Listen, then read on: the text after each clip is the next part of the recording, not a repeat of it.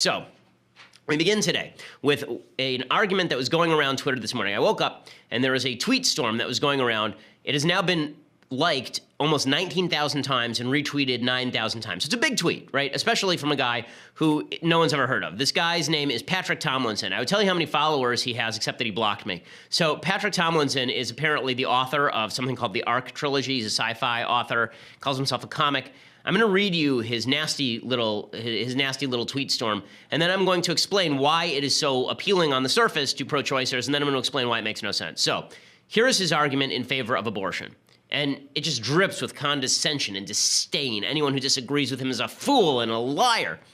I'm so sick of that attitude. I really am. If I haven't made that clear with regard to Jimmy Kimmel, I'm going to make it clear now with regard to Patrick Tomlinson. Here's what he tweeted, quote, "Whenever abortion comes up, I have a question I've been asking for 10 years now of the Life Begins at Conception crowd. In 10 years, no one has ever answered it honestly." Ooh. Then he says, "It's a simple scenario with two outcomes." Wow, I mean, just the brilliance this guy must carry in his head.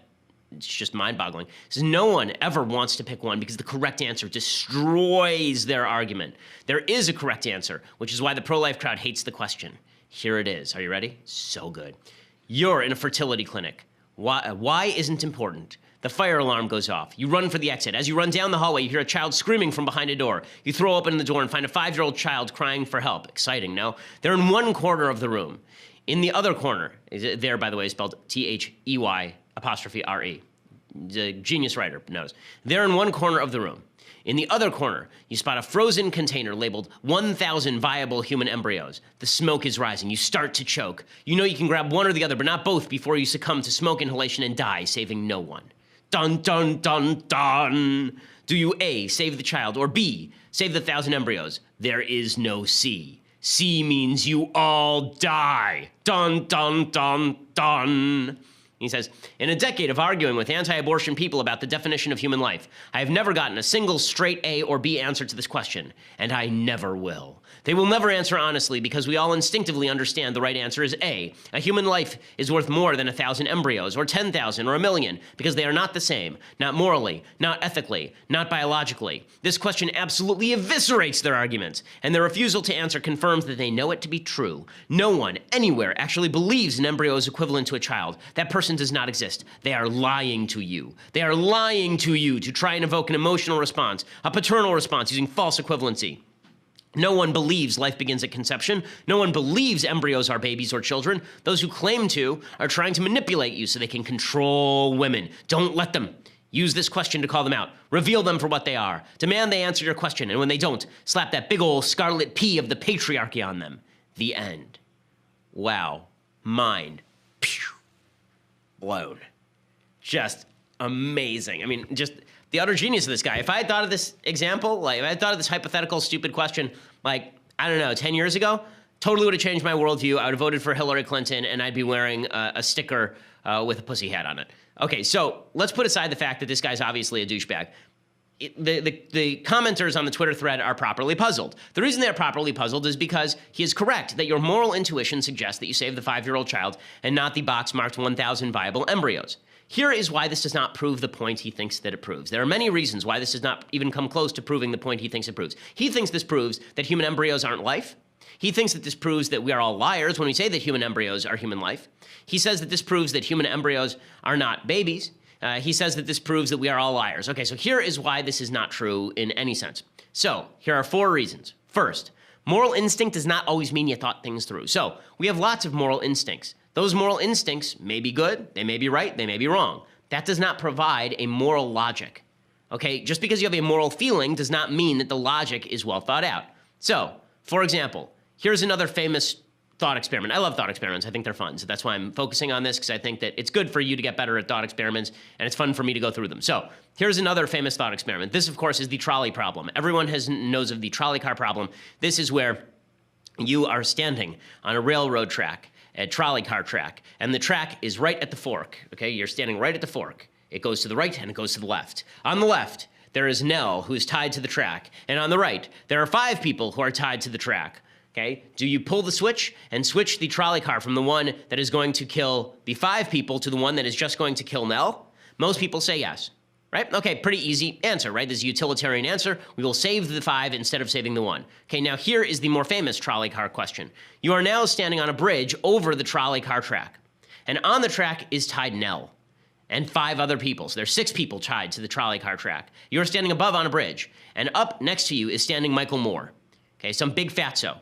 Now, if you take Michael Moore and you push him over the side of the bridge, and the trolley car is stopped by the weight of his grease against the skids, do you throw Michael Moore over the top of the bridge? Most people say no. Most people say there's a moral difference between me throwing a switch and me pushing somebody physically off a bridge to their doom. That's a moral intuition, but can you justify it?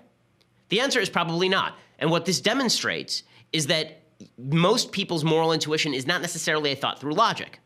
And let's give another example, okay? We can give all sorts of these thought experiments proving that the moral intuition goes the other way. So, for example, let's say that instead of a 5-year-old and a box of 1,000 random viable embryos, it was a box of 2 embryos, and they were your children, right? You were infertile and your wife was infertile, but somehow, through a miracle, they've created 2 embryos that are your children, your only possibility of having children, and they are viable, so we know that they will implant and be fine, right? That's the premise of his question.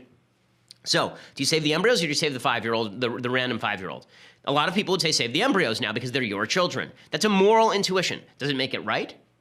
I assume Tomlinson would say no. That just because you had a moral feeling one way or another doesn't mean that the feeling is justified. And let's make it even easier. Okay, let's say that you have your 5-year-old, right? It's your child, and it's a 5-year-old now, right? It's my daughter, and she's 3.5 years old. And in the next room, there are 100 screaming adults, and I can only save one, right? Who do I save? My 3.5-year-old or the 100 screaming adults? Most parents would say they would save their 3.5-year-old. Does that make that a moral choice? Okay, this is the premise of every 24 episode ever. Right? It's always Kim Bauer, that idiot, getting captured, and then Jack has to decide whether to save the entire city of Los Angeles or his dumbass daughter. Right? It's the premise to every ticking bomb thriller is, it's Spider-Man, right?